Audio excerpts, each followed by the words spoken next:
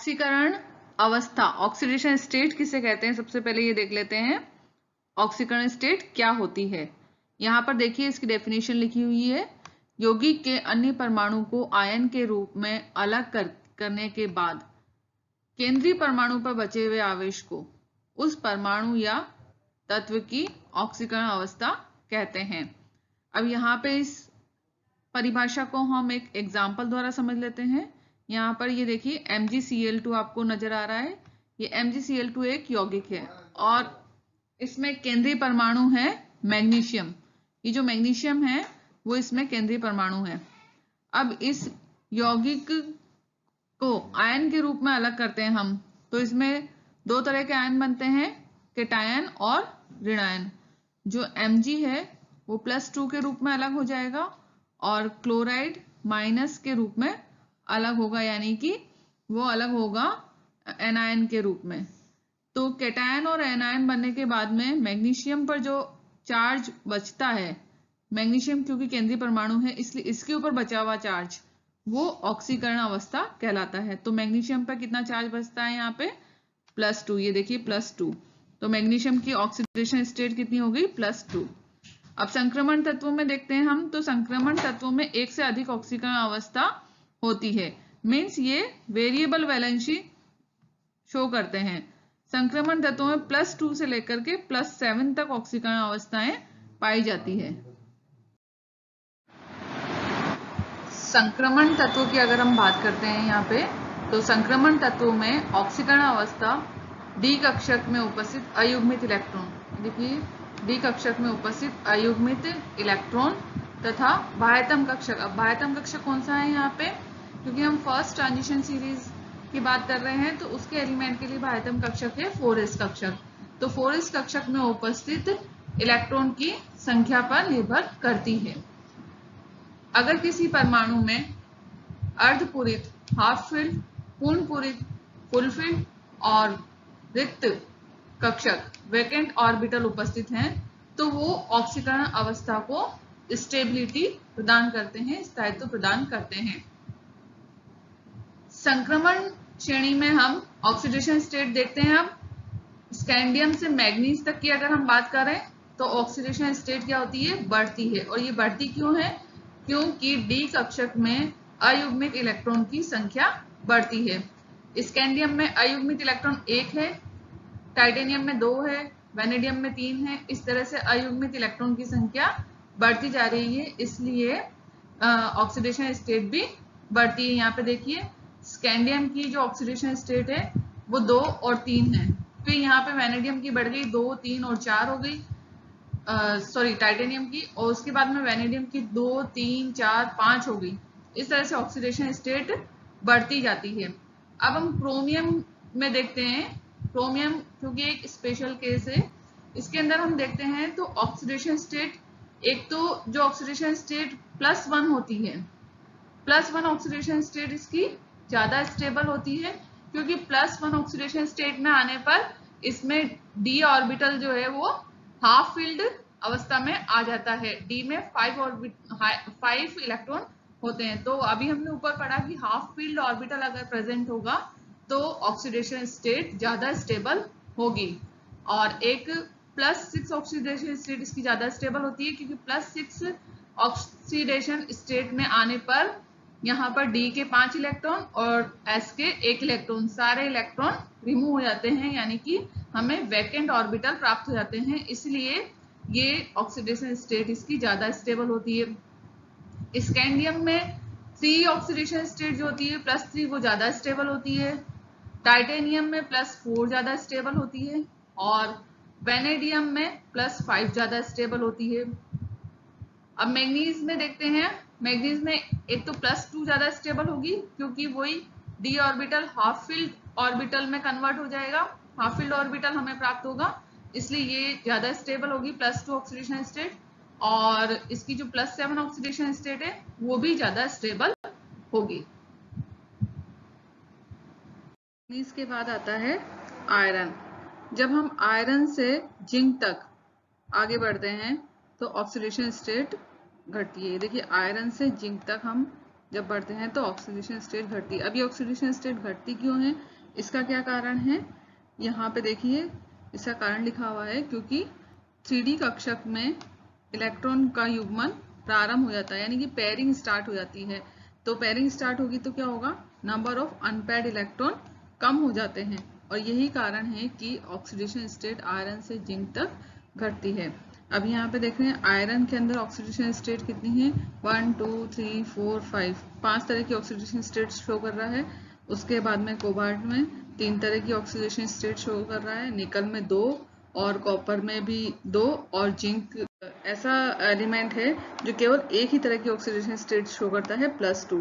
अब यहाँ पे देखिए ऑक्सीडेशन स्टेट यहाँ पे 5 थी, यहाँ 3 हो गई, यानी कि डिक्रीज होती जा रही है, और जिंक केवल एक ही ऑक्सीडेशन स्टेट को शो कर रहा है। और ये +2 ऑक्सीडेशन स्टेट इसलिए शो करता है क्योंकि यहाँ पे 2 इलेक्ट्रॉन 4s से निकल जाने के बाद में 3D में 10 इलेक्ट्रॉन बचते हैं, जो कि फुलफिल्ड ऑर्बिटल है, और फुलफिल्ड ऑर्बिटल जो है वो स्टेबिलिटी प्रदान करता है ऑक्सीडेशन स्टेट को।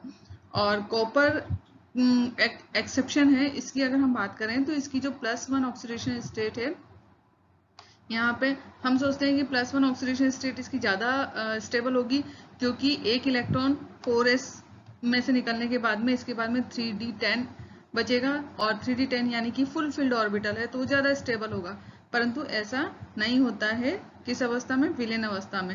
विलीन अवस्था में कॉपर की +2 ऑक्सीकरण अवस्था +1 की तुलना में अधिक स्थायी होती है, क्योंकि इसकी जल योजन ऊर्जा यानी कि हाइड्रेशन एनर्जी का मान अधिक होता है। तो यहाँ पे हाफ फील्ड या फुल फील्ड वाला जो कॉन्सेप्ट है वो हम नहीं लगा सकते हैं। यहाँ पे हाइड्रेशन एनर्जी का मान अधिक होने के कारण हम ये कह सकते हैं कि +2 ऑक्सीडेशन स्टेट जो है कॉपर की वो ज्यादा स्टेबल होती है।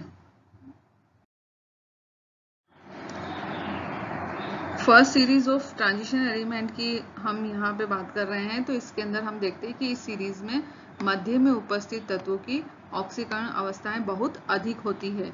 क्यों होती है, क्योंकि इनमें अनपेयर्ड इलेक्ट्रॉन ज्यादा होते हैं। अब अगर हम मैग्नीज को देखें तो वो बीच में उपस्थित होता है, बिल्कुल मध्य में उपस्थित होता है। मैग्नीज के अंदर अनपेयर्ड इलेक्ट्रॉन कितने होते हैं, 5 होते हैं डी ऑर्बिटल में। अभी हमने ऊपर पढ़ा था कि डी ऑर्बिटल में उपस्थित अनपेयर्ड इलेक्ट्रॉन और बाह्यतम कक्ष यानी कि 4s में उपस्थित इलेक्ट्रॉन के ऊपर ऑक्सीडेशन स्टेट निर्भर करती है। तो 5 ये वाले, और इसमें ऑर्बिटल 4s ऑर्बिटल में 2 इलेक्ट्रॉन होते हैं, तो टोटल कितने हो गए, 7। तो इसलिए मैग्नीज जो है वो कितनी अवस्था ऑक्सीडेशन अवस्थाएं शो करेगा, 7। तो ये बहुत ज्यादा ऑक्सीडेशन स्टेट शो करता है, और ये बीच वाला तत्व होता है। फिर इसके बाद में धीरे धीरे ऑक्सीडेशन स्टेट कम होती जाती है। जब हम आवर्त सारणी में बाएं से दाएं बढ़ते हैं तो हायर ऑक्सीडेशन स्टेट की स्टेबिलिटी क्या होती है, कम होती है। अब ये देखिए स्कैंडियम +3, इसकी तो ऑक्सीडेशन स्टेट कम है, तो ये क्या होगा, ज्यादा स्टेबल होगा। अब जैसे ही हम आगे बढ़ते हैं तो ऑक्सीडेशन स्टेट बढ़ती जाती है, हायर हो गई, इसकी स्टेबिलिटी कम होगी, इसलिए टाइटेनियम +4 कम स्टेबल होता है स्कैंडियम +3 की तुलना में। और आगे बढ़ेंगे तो वैनेडियम की +5 हो जाएगी, ऑक्सीडेशन स्टेट और बढ़ गई, और क्रोमियम की +6, इसी तरह से मैग्नीज की +7, ऐसे ऑक्सीडेशन स्टेट बढ़ती जा रही है, तो इनकी स्टेबिलिटी भी क्या होगी, कम होती जाएगी। आयरन +5, कोबाल्ट +4, निकल +3, कॉपर +3 आयन अस्थायी होते हैं। अब +2 ऑक्सीडेशन स्टेट पे क्या असर पड़ता है, जब हम बाएं से दाएं जाते हैं तो +2 ऑक्सीडेशन स्टेट का स्थायित्व क्या होता है, बढ़ता है, और +3 पे क्या पड़ता है असर, देखते हैं +3 ऑक्सीडेशन स्टेट का स्थायित्व कम होता है। अब इसमें भी 2 अपवाद है, कॉपर और मैग्नीज।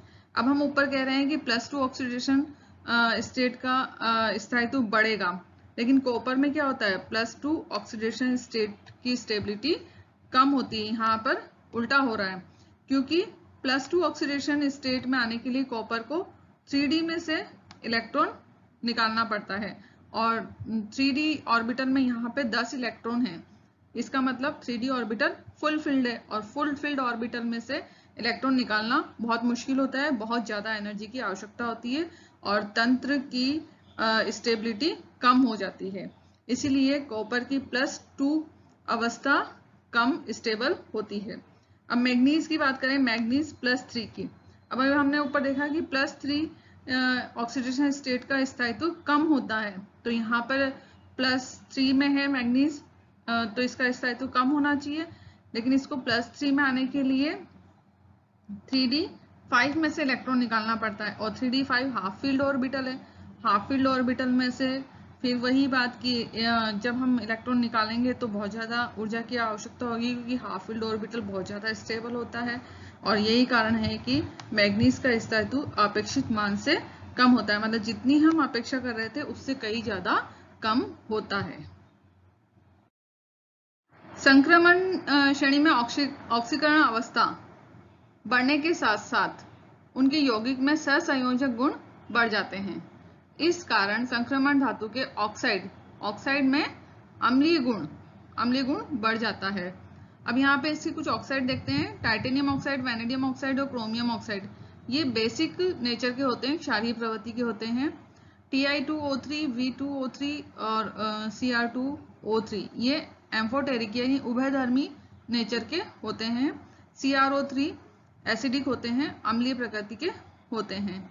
अब एक एग्जांपल से समझते हैं, MnO। इसके अंदर Mn की, मैग्नीज की ऑक्सीडेशन स्टेट कितनी है? यहाँ +2 है, +2 ऑक्सीडेशन स्टेट है, तो ये Mn2+ और O2- में आयनित हो जाता है। और ये आयनित होकर के किस तरह से व्यवहार करते हैं? एक बेस की तरह, क्षार की भांति व्यवहार करते हैं। अब MnO2 को देखते हैं, तो इसमें ऑक्सीडेशन स्टेट +4 है, तो ये आयनिक और कोवलेंट दोनों प्रकार के गुण इसमें होते हैं। और ये कैसी प्रकृति शो करते हैं? एम्फोटेरिक, उभयधर्मी प्रकृति को शो करते हैं। यह उभयधर्मी व्यवहार इनका होता है। MnO3 की अगर हम बात करते हैं तो +6 ऑक्सीडेशन स्टेट इसकी होती है। आयोनाइज होने के लिए मैग्नीज को 6 इलेक्ट्रॉन रिमूव करने होंगे, जो कि संभव नहीं है, क्योंकि अभी हमने देखा मैग्नीज में पिछली स्लाइड में कि वो D5 में से भी इलेक्ट्रॉन रिमूव नहीं कर पाएगा, क्योंकि बहुत ज़्यादा स्टेबल ऑर्बिटल होता है, हाफ फील्ड ऑर्बिटल होता है। तो ये 6 इलेक्ट्रॉन रिमूव करना इसके लिए पॉसिबल नहीं है। तो ये है आयनिक बॉन्ड नहीं बना करके क्या करता है, फिर ये कोवलेंट बॉन्ड बना लेता है, और ये कोवलेंट कंपाउंड होता है और एसिडिक व्यवहार को प्रदर्शित करते हैं। अधिकतर ऑक्सीडेशन स्टेट और +2+3 ऑक्सीडेशन अवस्थाओं के मध्य की ऑक्सीकरण अवस्थाओं में असमानुपातन का गुण होता है, अर्थात ऐसी ऑक्सीडेशन स्टेट एक ही समय में अपने से अधिक या अपने से कम ऑक्सीडेशन स्टेट में चेंज हो सकती है। यहाँ पे एक एग्जांपल से समझते हैं, ये मैग्नीज है, +3 स्टेट में है यहाँ पे, ठीक है, इसकी ऑक्सीडेशन स्टेट +3 है। ये चेंज हो रहा है MnO2 में मैग्नीज की ऑक्सीडेशन स्टेट +4 होगी, जो कि इस वाले से ज्यादा है, +3 से ज्यादा है। दूसरा इसमें जो बनेगा आयन वो होगा Mn2+। Mn2+ का मतलब है यहाँ पे Mn की ऑक्सीडेशन स्टेट +2 है, तो ये +2 ऑक्सीडेशन स्टेट +3 से कम है। अब हम यहाँ पे देख रहे हैं कि एक ही बार में जो ऑक्सीडेशन स्टेट है वो अपने से कम और अपने से ज्यादा ऑक्सीडेशन स्टेट में चेंज हो रही है। इस प्रिंसिपल को कहते हैं असमानुपातन का गुण, या इस गुण को असमानुपातन का गुण कहते हैं। ऑक्सीडेशन स्टेट 0 या नेगेटिव भी हो सकती है। ये डिपेंड करता है कि कॉम्प्लेक्स में लिगेंड कैसा प्रेजेंट है।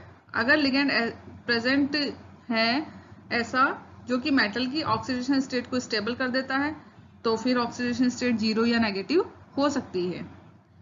अम्लीय माध्यम में यानी कि एसिडिक मीडियम में लो ऑक्सीडेशन स्टेट तथा क्षारीय माध्यम में हाई ऑक्सीडेशन स्टेट अधिक स्टेबल होती है। यही कारण है कि ट्रांजिशन मेटल ऑक्साइड वायुमंडलीय ऑक्सीजन से ही ऑक्सीकृत हो जाते हैं। अब यहाँ ट्रांजिशन मेटल का एक ऑक्साइड है, देखिए फेरस ऑक्साइड। फेरस यानी फेरिक जो है वो ट्रांजिशन मेटल है, ये सबको पता है। तो इसका एक ऑक्साइड है फेरस ऑक्साइड, ये ऑक्सीजन से रिएक्ट करके फेरिक ऑक्साइड में कन्वर्ट हो जाता है। फेरस ऑक्साइड का कलर होता है ग्रीन और फेरिक ऑक्साइड का कलर हो जाता है ब्राउन।